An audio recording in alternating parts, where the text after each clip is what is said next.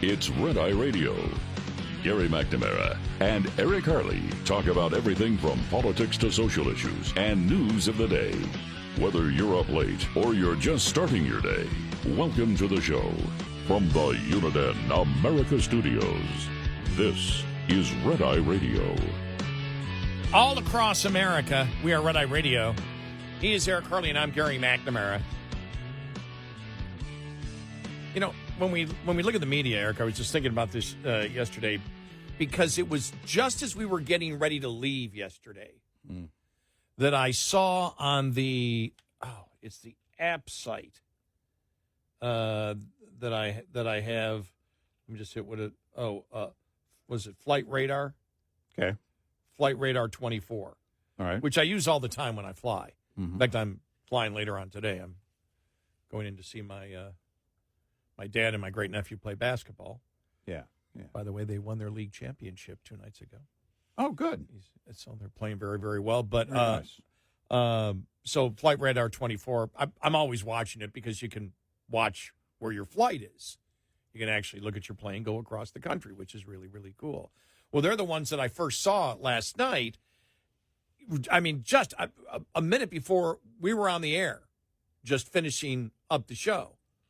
And I see this story about, the El Paso airport's, the airspace has been shut down, so it's closed. Right. And will be for 10 days. Right. And then I quickly scanned, as we do, within 15 seconds, like, Fox, CNN, nobody had it. So I'm like, okay, I don't know if this is legit or what's going on here or whatever. We get home and find out, oh, my gosh, it's true. And then they pull back on it. And I'm thinking to myself, when that all ended, why didn't you have the military in a press conference out there explaining exactly what was going on? Now, it became such a huge story, and the tribalism was instantaneous. By the time it got to the afternoon, the story was gone. Yeah. I just find it fascinating, the media that we live in today, which includes social media and the influencers taking something and making it the biggest story for an hour or so, and then it's gone. Yeah, I wondered about the effect, the power, the leverage that the influencer community has at all on a number of things. It used to be they could make a story pop that wouldn't normally pop, and then all of a sudden it's around for a week or two. Now, if a story is important, if a story is critical, right, and it's going to affect a ton of people, it's going to be news anyway. Mm-hmm. But I really think that the influencer thing is just kind of, I don't know. I don't know if it's met its saturation level already in terms of what it's able to carry. No, it reeks of, to me, it reeks of BS cheerleading. It's either BS cheerleading or demonizing. Yeah, right.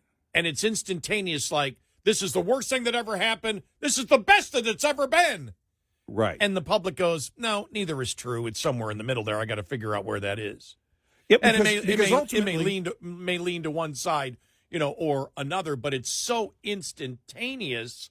And the influencers themselves they understand what they are. They understand they're political activists, and they do it without any shame at all. And I don't believe that they view that their line or part of propaganda. It's just, probably they understand they're part of propaganda, because what isn't propaganda? Propaganda is, what is propaganda? Well, talk to the person who believes it's propaganda. Yeah. And right. They'll explain to you why on it. But I think they know they're political activists. But they're not lying in the fact that they claim to be just total journalists, and it's pretty obvious that they're not by the immediacy and the bluntness and the finality of almost every statement that comes out. And the finality, I mean, this is the best thing ever. or this is the worst thing ever. Well, sometimes it feels like this is the best thing since sliced bread. Well, what is it? Sliced bread? Yeah, exactly. And it's, it is a lot of hoopla and nothing that is really greatly affecting a great number of people. But the El Paso airport thing, I mean, it was the demonization that came out immediately. We know there's no reason for this. No, you don't. One congresswoman was. Yeah. And then the influencers on the left. And I go, you don't know, neither do I. Right. I don't know. Maybe there was a miscommunication in it. Yeah, I do wonder, and I'd like an explanation why they first thought 10 days, and it'd be simple as the official people coming out and saying, we weren't sure what was going on, so we put out the 10-day notice to allow, the cartel to know we're fully going to go after this, and we're going to end this even if it takes 10 days. Then we resolved the problem. They backed off, and so we could take it off. And also that if you're talking about the closure of airspace, you're going to affect a lot of flights, a lot of activity. And if you could also include, we also want any commercial traffic and those responsible for commercial traffic to be able to plan accordingly. And so, if that's the case, again, there's a pretty quick fix to it. I think that's really what happened, is that because it popped on social media, I think people did their homework on it and was like, oh, okay. Whatever it is now, it's over. And again, you have to factor in the number of people affected by it. I don't know what the 8 flights in and out is what was affected in that time period. And what would have been affected over 10 days. Right. It's still. Well, but you know what it made me do? It's a major, in terms of border crossings, it's a major border crossing, but it's, what would be the major effect? You know what it made me do? Because I have the flight later on this afternoon. It made me look to see where my incoming flight was coming in from. Oh, no, is it coming in from El Paso? Exactly. No, it's coming in from Mexico. Yeah. Yeah. So, I mean, that was the immediate reaction I got. Oh, wait a minute. 10 days. Mm-hmm. What flights may I be taking that are coming out of El Paso? And I normally do the connection when I had to see my dad in New York. It's never out of El Paso. I've never had it before, but I checked just to make, because that's what you're worried about. Okay, does this affect any flight that lands or takes off in El Paso?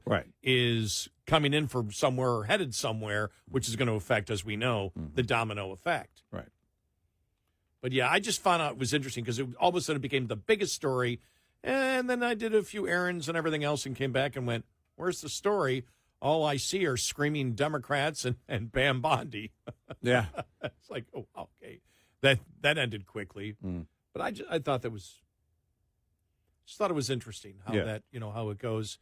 As to the Guthrie case, really, except for the glove. And I saw they said a set of gloves.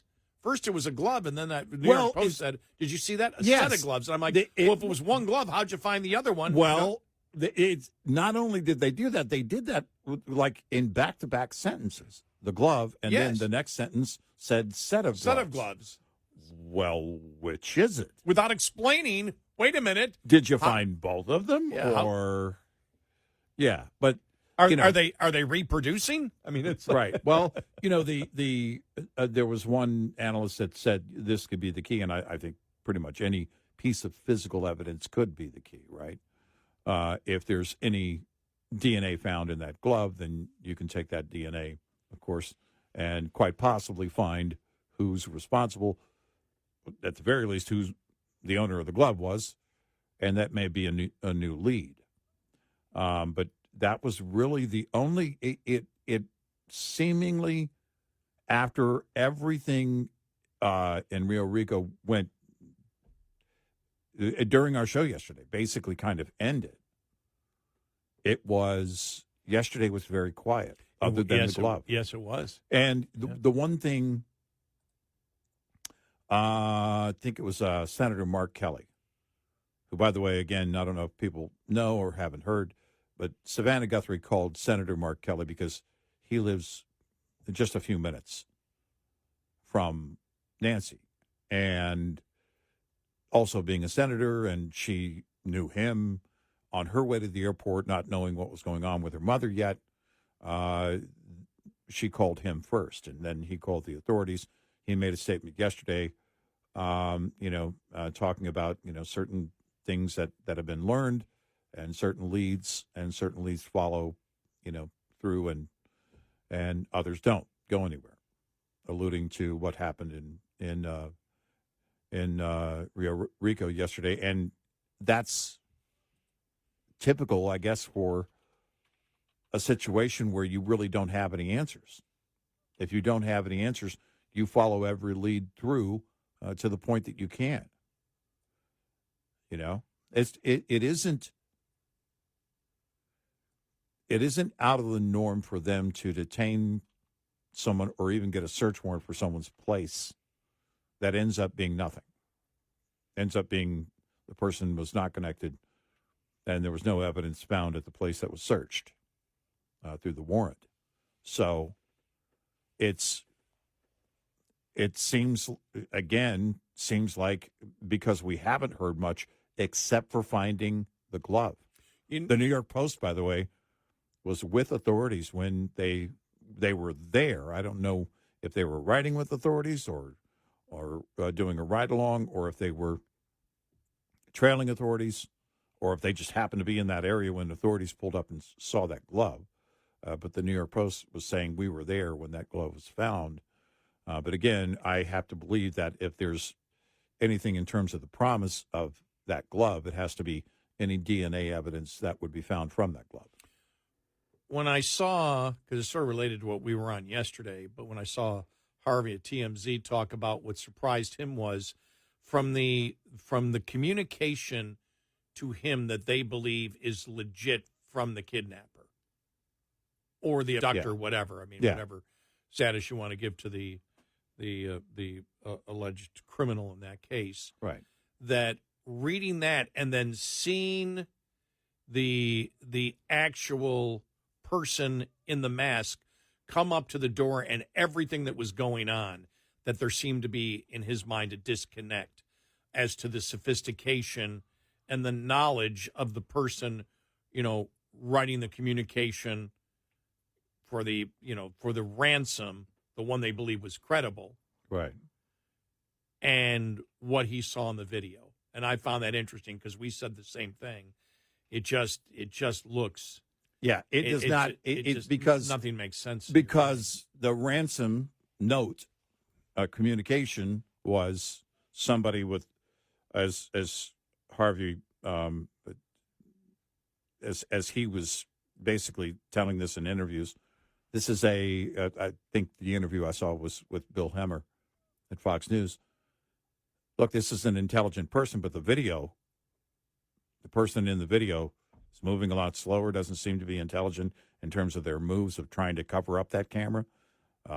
They made the point at some point in that discussion that I had made yesterday on the program, and that is, if it's somebody who's familiar with the home, and Harvey made the observation that you don't even have to be familiar with that particular home to understand that many homes have a doorbell cam.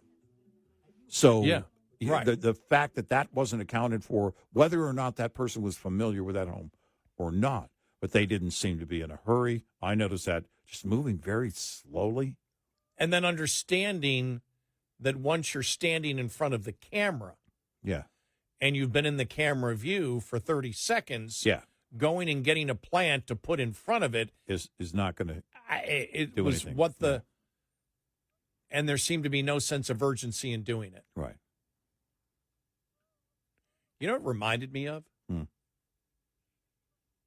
Remember the unsolved murder of the woman in the church in Midlothian, Texas? Missy Beavers, they still haven't solved it. Right. Remember the person walking around? Right. They had a ton of footage from cameras. Yeah. And I'm not saying the person the figure looks exactly the same, Right. It's just the movement and the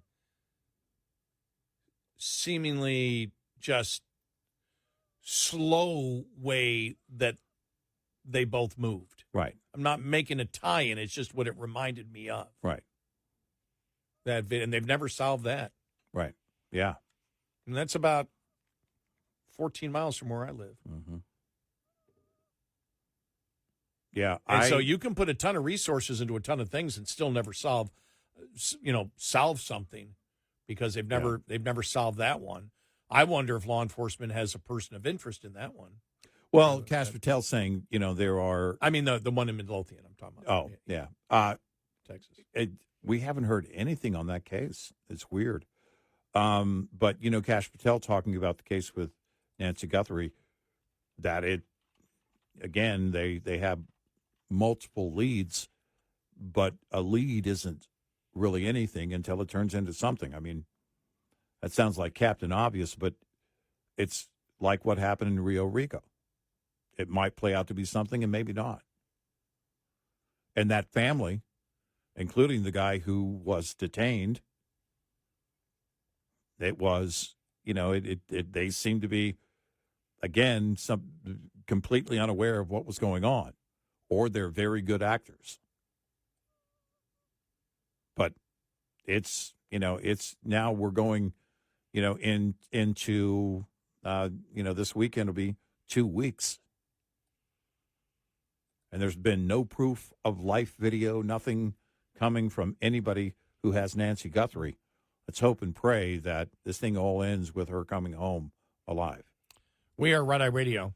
Brought to you by FPPF, Fuel Power Max. Owner-operator Mike Nichols is leased to Wayne Transports, pulling in their dry bulk division today after decades in business for himself. Speaking to Overdrive's Todd Dills recently, Nichols offered a word of advice to any company driver planning to make the switch to running as an owner-operator. Unless you've got access to family money or otherwise independently wealthy, he noted. As a company driver, you need to be thinking about startup capital and down payment. And I would just say that you need to treat that like you would firewood. Save what you think you might need and then triple it, if not quadruple it.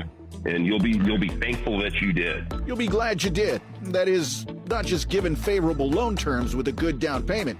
Inevitably with trucking, you'll get hit with a breakdown and huge repair bill, or another of those unforeseen events. You'll need that reserve cash to cover it and avoid taking on debt or going out of business. Hear more from Overdrive's 2024 Trucker of the Year contenders at overdriveonline.com/PIB.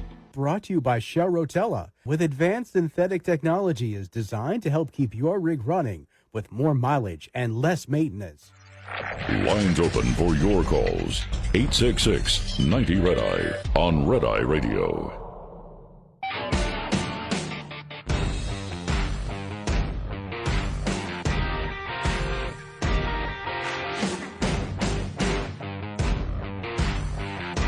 We are Red Eye Radio. He's our Harley, and I'm Gary McNamara.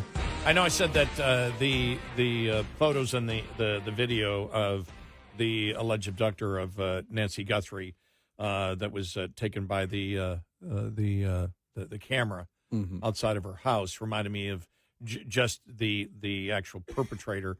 Reminded me of the Missy Beavers case. Just so people know, the Missy Beavers case happened in Midlothian, Texas, almost 10 years ago. She was a mother of three, arrived at church around 4:18 a.m. to set up her fitness class.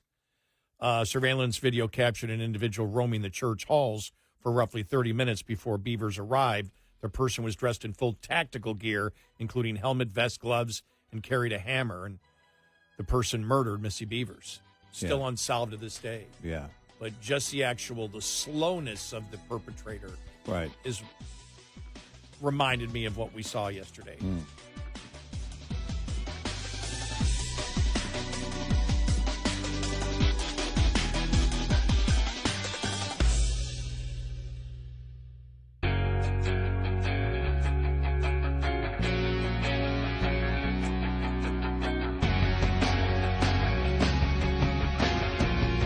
On our website, RedEyeRadioshow.com. Show info with stations, podcasts, and more. Red Eye Radio.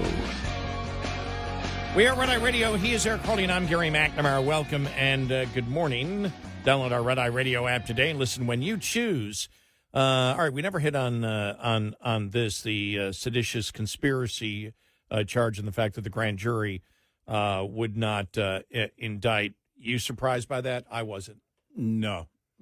I don't know what the case is. I don't know what was presented, but just on its face, when you look at seditious conspiracy and what they did, they're all protected under free speech. Right. And I'm sure that that's probably what the grand jury looked at and said, we don't. There's nothing here. Yeah. People are now for Kelly. Mark Kelly would be separate. Yeah, Mark Kelly, based on what the military may decide to do. That's a military action. Right. Though, that doesn't apply to here to criminal charges. Nope. I look at this and I'm like, and again, I wasn't in there. I don't know what evidence they presented and what the jury rejected. Yeah. But on its face, seditious conspiracy is not an act which is based on putting a video together. Right. If there had been further actions beyond that, again, not knowing what the grand jury had in front of them is the biggest question. But for me, the focus in question was always about Mark Kelly, based on his military experience and being a part of that, and how, by the way, did they cross a line? They absolutely crossed a line. But, does it get to the point of a grand jury indictment? Well, according to this grand jury, no. Now, with Mark Kelly, we'll see what happens going forward. Because there is a different level of responsibility of somebody who is former military. And that has its own influential value in a moment like that. Even if he's not in charge of those in the military that he's addressing, still there is that influential value, and you can cross the line most definitely in that setting to get you in trouble. And I don't know where they'll go on that one. I'm not sure. When it was last used, when it was used for some of the J6 Proud Boys, I guess it was used against, some against the Oath Keepers. We looked at that and said seditious conspiracy. There was no intent unless you could prove insurrection, which they could not. Right. It was a riot that got out of control. Right. That isn't seditious conspiracy. Right. When you look at the last time it was used before that, and we had talked about this back then, does the charge actually fit what happened? The last time before that, it was successfully used, 1995, Omar Abdel Rahman, the Blind Sheik, and 9 others were convicted of plotting to bomb New York City landmarks. That you can justify as seditious conspiracy. Right. Yeah. Right. Yeah. I mean, had this group again had a plan beyond this, it's one thing. Other than that, again, did they cross a moral line? Of course they did. A legal line is questionable, with the exception of Mark Kelly when it comes to the military. And we'll see what happens there. You see the Baptist leader go after Bashir. Yeah. About this is Governor Bashir of Kentucky, who used his Christianity, his Christianity as justification for mutilating children. Yeah.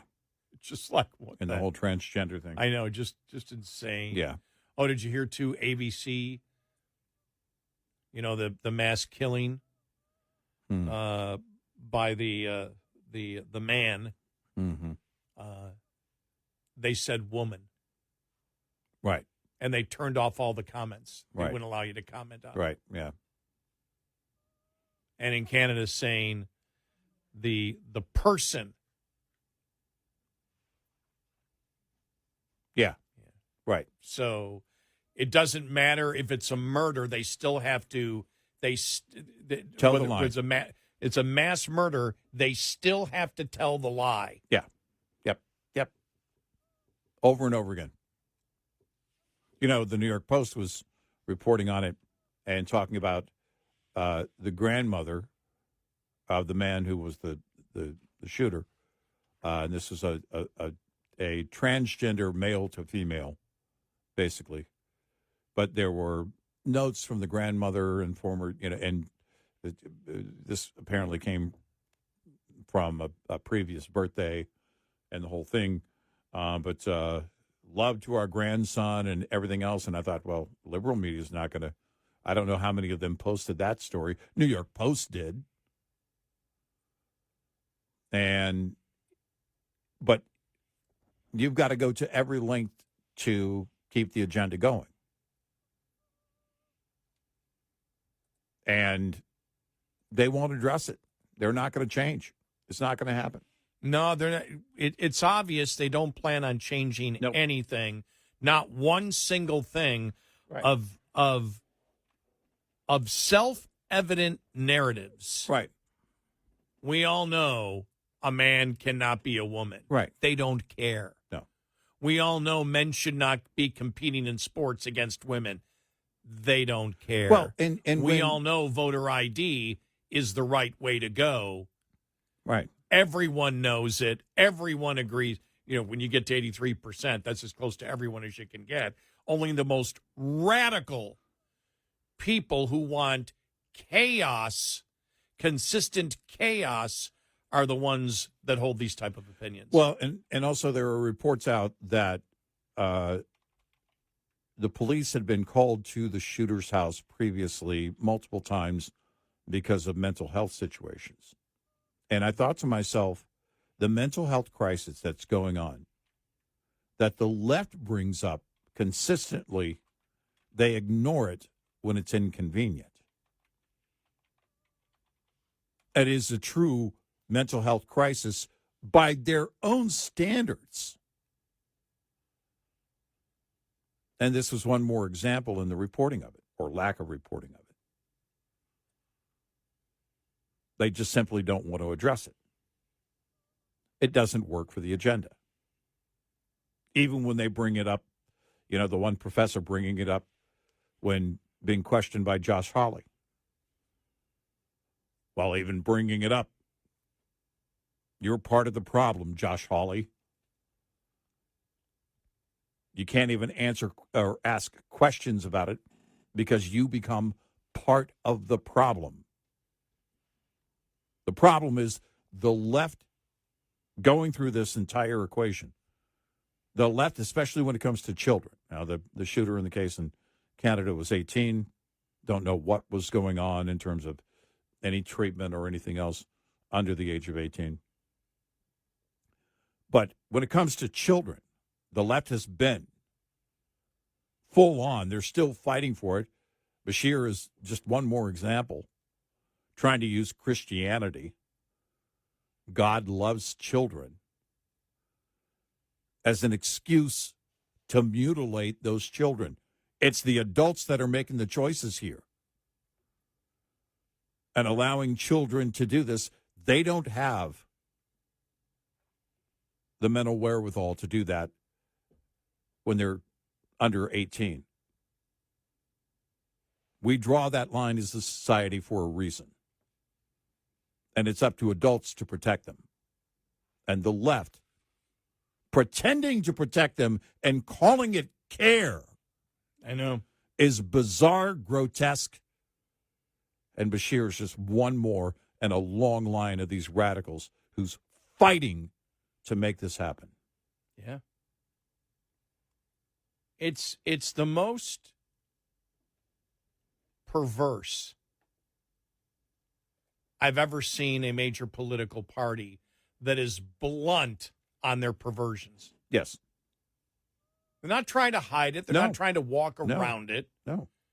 I mean, they do stupid things like try to say in the last couple of weeks from Democrats, No. God is okay with abortions. The Bible's okay with abortions. Yeah. Yeah. It's my Christianity. Because I care about children. I believe they should be able to make the decision as children to mutilate their genitals and be part of a sterilization process. I'm okay with that.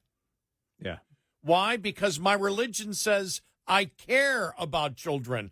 Talk about posterior backwards logic. Yeah. Right. And proudly talks about it. And the people on The View were clapping. Yay! Yay, irreversible damage to children. Yay! Let's be more evil and perverse. Yay! Could you imagine you and I couldn't really do any type of panel discussion shows any longer. No. We'd last one segment and then nobody would. Right. You guys are out. Yeah, forget the legal note. Yeah. I'm gonna put it straight for you. Yeah. I couldn't sit in there anymore and just No. And I wouldn't react. I wouldn't react. For example, I wouldn't want to do a Pam Bondi thing back and forth. I understand why the administration's doing it, though, because as you know, I mean, they're basically coming out and saying, "You're Hitler. Now shut up and listen to how we're Shut up and give us 5 minutes to call you Hitler." Right, exactly. Yeah. And it's like, no, you're not gonna do that. Right. But it would be. I'm talking about how I know you and I would attack them, and it would be, you're not coming back. Because I'd look at Bashir and say, you're an evil pervert. Yep. Well, they're not going to. Well, no, we need to have a rational discussion. No, you're an evil pervert. Yep. There's no discussion on You're this. pushing to do irreversible damage to children. Right. And then you're using some form of, as we came up with the term yesterday, satanic Christianity to defend it. Yeah. It's weird. Yeah, it is. It just keeps getting more bizarre. It's really uncomfortable watching it because you're like, God, this is so evil. Yeah. And then they're just, we're using God to do it. And I don't look like I think Newsom was sort of the same way. We don't look like the kind of freaked out liberal that's normally out there screaming into the camera. Yeah. We're very clean cut. Let's Yeah. keep this clean cut image. We'll still be the same evil perverts. We just need to do it in a very clean cut fashion. Right. No googly eyes. No horns. No googly eyes. Yeah. No flames in the background. Right. Yeah. I can see it, though.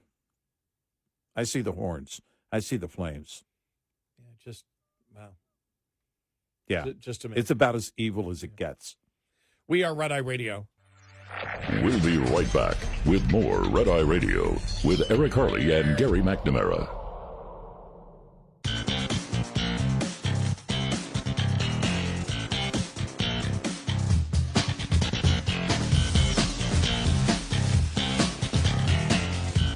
We are Red Eye Radio. He's Eric Harley, and I'm Gary McNamara. You know, this story really is a few days old. It's something that we have discussed, and it's questions linger over the military strength of Russia. And you and I, we had the figure a couple of weeks ago that was like 1.2 million casualties.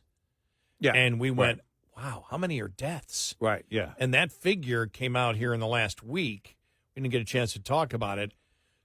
They believe 320,000. Yeah. That's unbelievable. Soldiers have died. Yeah. And you're talking about a number that's closing in on what the United States lost in World War II. Yeah. Yeah, think about that. And if you make the comparison of the sizes of the countries, the size of Russia, which is roughly 145 million, that was the roughly the population of the United States during World War II. So you're talking about every single person knows somebody. Just like in World War II, everybody knows somebody who was killed or injured. Right. And you just wonder what the public opinion is to a war like this that hasn't accomplished anything, and has been going on for years. Well, and also a generation, when it began, that really they were, they didn't see the other nation as the enemy. They're not looking at, it's like, this is post-Cold War, so we don't have a problem with Ukraine. We might have relatives or friends in Ukraine. We don't see them as any different than us. We don't see the whole point. It wasn't like this major rivalry, in terms of an ongoing, on and off again war situation. So now, with all the deaths, the morale must be at an all-time low.